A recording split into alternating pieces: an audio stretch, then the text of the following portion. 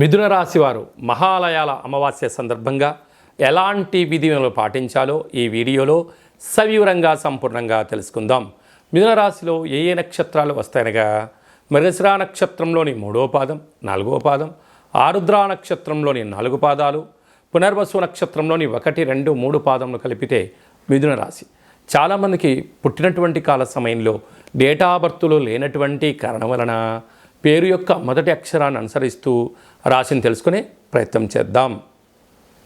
క, కి, కు, ఖం, అజ్ఞ, ఛ, కే, కో, హ అక్షరాల వారందరూ కూడా మిథున రాశి జాతకులే. మిథున రాశి యొక్క అధిపతి బుధ భగవానుడు.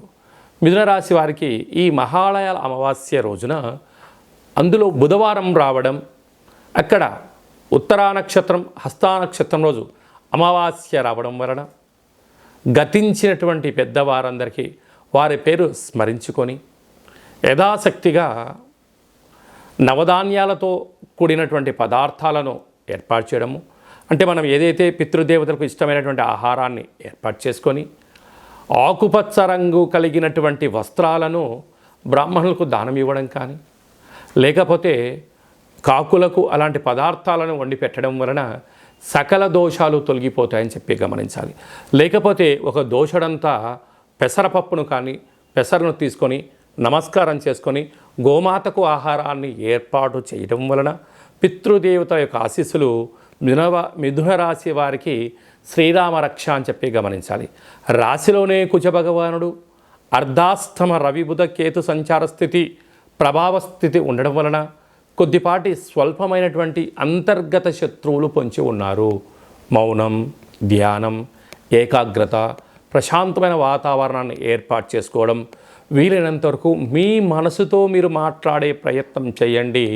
అన్నింటా మీ మనసు మీకు సమాధానం చెప్పే పరిస్థితి ఉంటుంది. మీరు మీ మనసు మాట కాకుండా పక్కవారు అనేక మంది వారి యొక్క అవసరాల కోసం మీ బ్రెయిన్ని మీ మనస్సును మీకు టైం ఇవ్వకుండా వాళ్ళు వాడుకునే ప్రయత్నం చేస్తున్నారు. కనుక ఇలాంటి కాల సమయంలో ఏకాగ్రత, ఏకాంతంగా ఉండడం, ప్రశాంతంగా ఉండడం, మౌనం, ధ్యానం, ఆసనం వేయడం వలన మీ మనస్సు ప్రశాంతత కలిగి మీరు అనుకుంటున్న అన్ని పనులలో విజయం ఎక్కడ ఉంటుంది, విజయానికి ఎందుకు ఇబ్బందులు కలుగుతున్నాయి, వాటిని ఎలా అధిగమించాలో మీ బ్రెయిన్ మీ మనస్సు మీకు తెలియజేస్తుంది. అదే మీ విజయానికి తొలిమెట్టు అని చెప్పి గమనించాలి.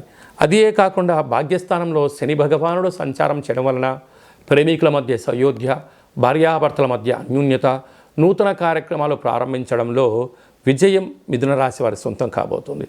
రాజ్యస్థానంలో రాహు సంచారం చేయడం వలన కష్టపడి పనిచేయడం మిథున రాశి వారి సొంతం కనుక ప్రమోషన్స్, ట్రాన్స్ఫర్సు, నూతనమైన పెట్టుబడులు, వ్యాపార ఆకర్షణలో విజయం మీ సొంతమవుతుంది. వ్యయంలో దేవగురు బృహస్పతి సంచారం చేయడం వల్ల కొద్దిపాటి ఖర్చులు అధికమయ్యే పరిస్థితి ఉంటుంది. ఖర్చులను నివారించండి. ఆధ్యాత్మికంగా ఉండగలిగితే మంచి స్థితి.